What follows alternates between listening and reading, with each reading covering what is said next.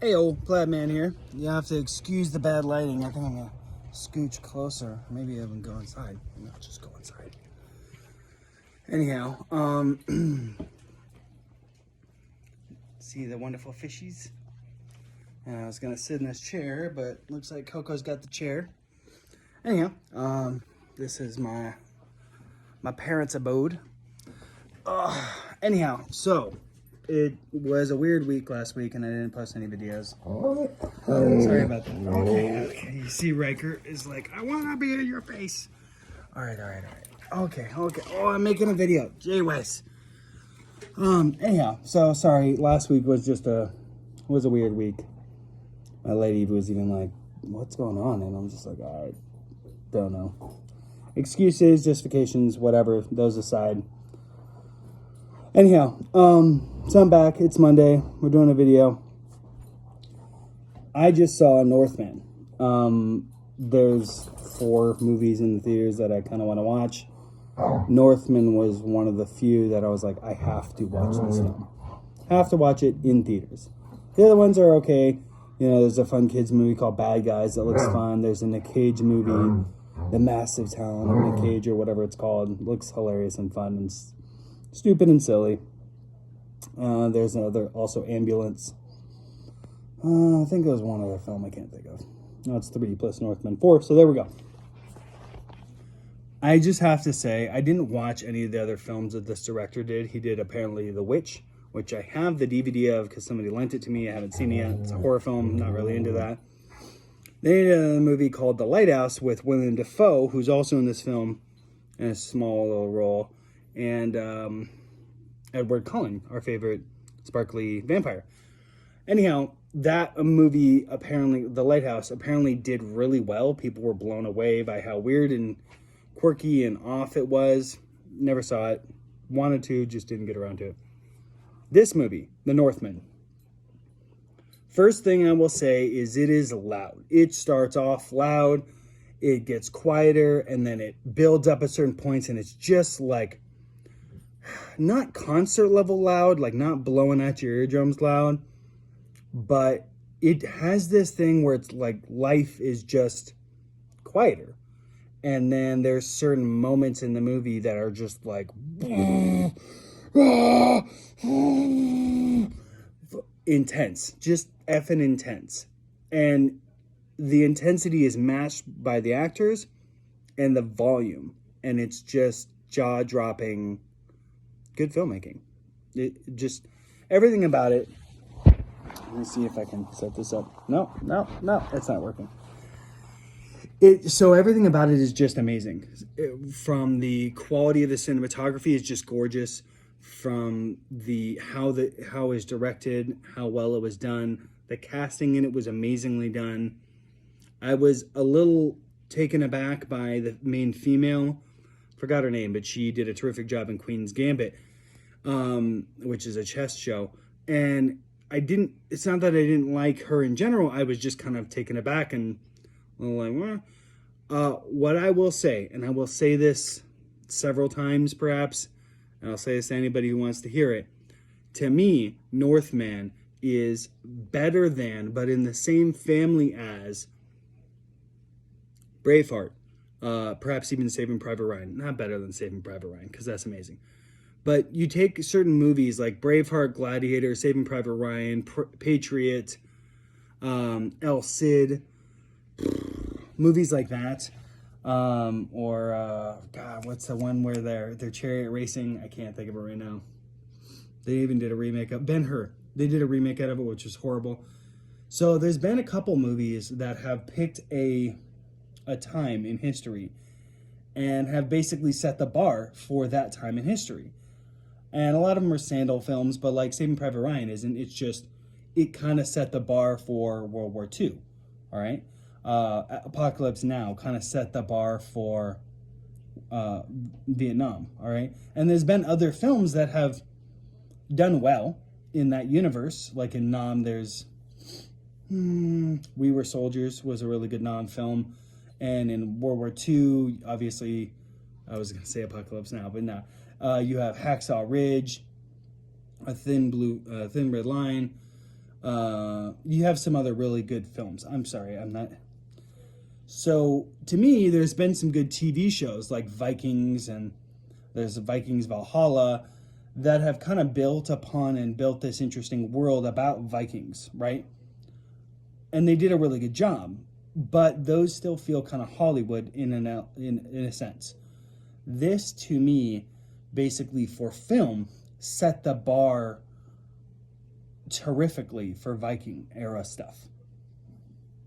Like hands down, just hands down.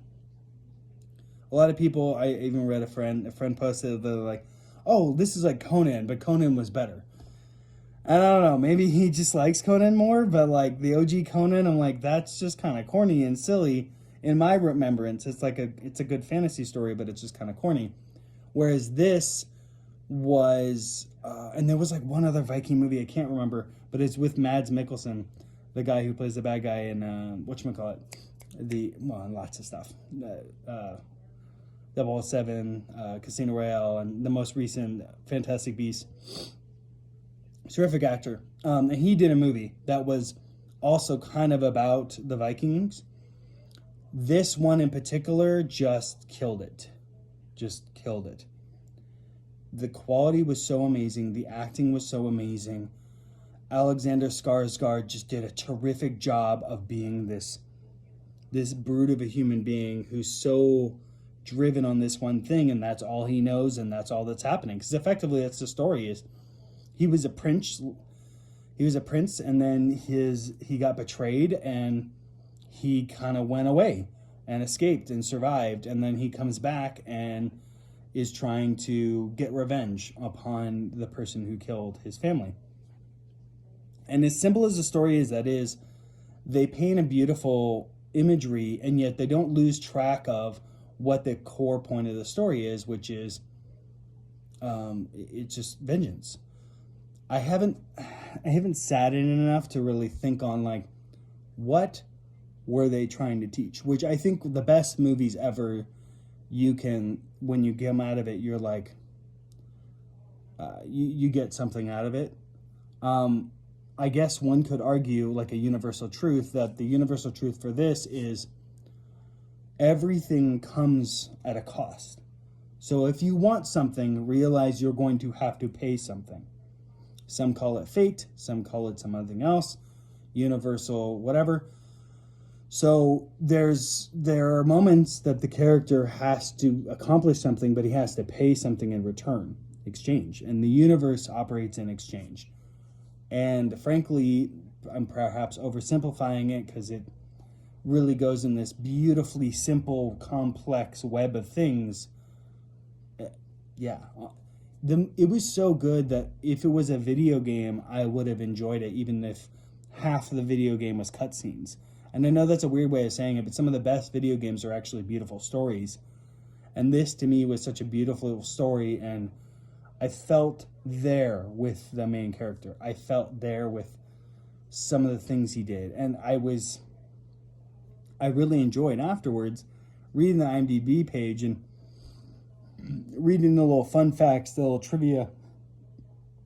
I highly suggest you do that if you don't do that already.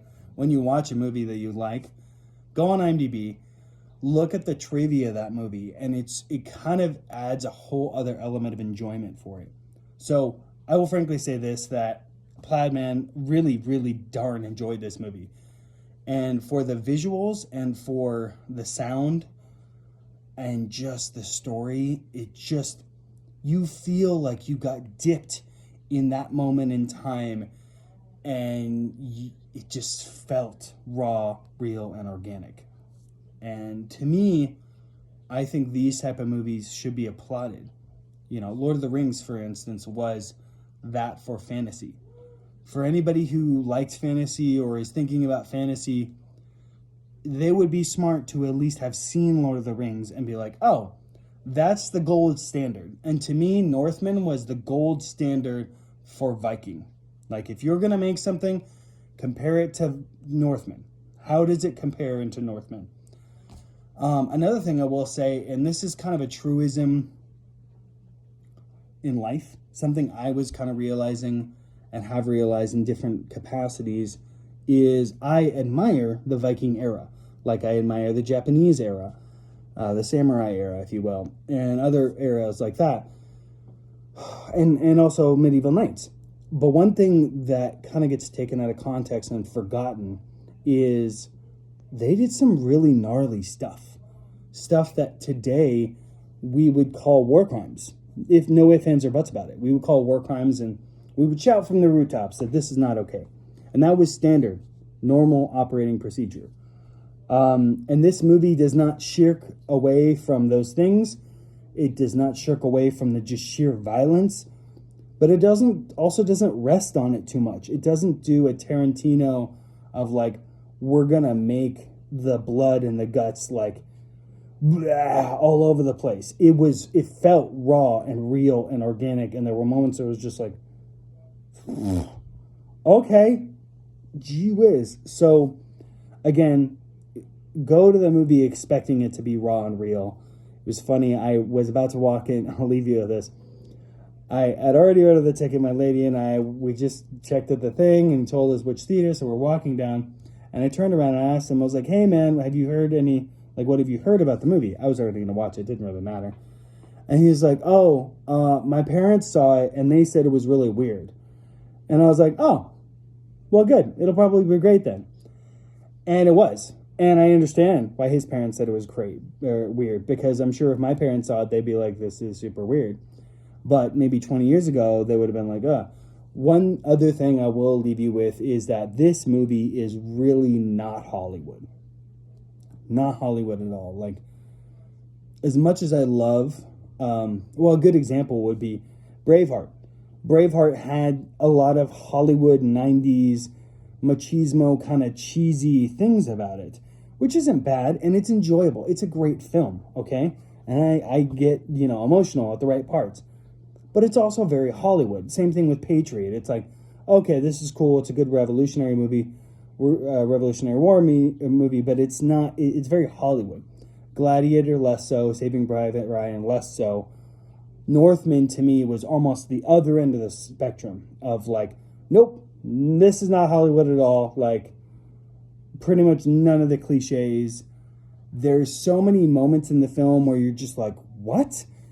And I would challenge you to just think and realize that you're dealing with a culture that spent a lot of effort on the mysticism and Odin and these other gods and this other stuff and believing in certain things and yada, yada, yada. And frankly, as much as we understand about the Vikings, we don't really understand. And also keep in mind, this culture like bitch smacked pretty much half of Europe for a long time and really like put their name in history as a force to be reckoned with. And all they were is just like intensely like with this weird sense of like mysticism.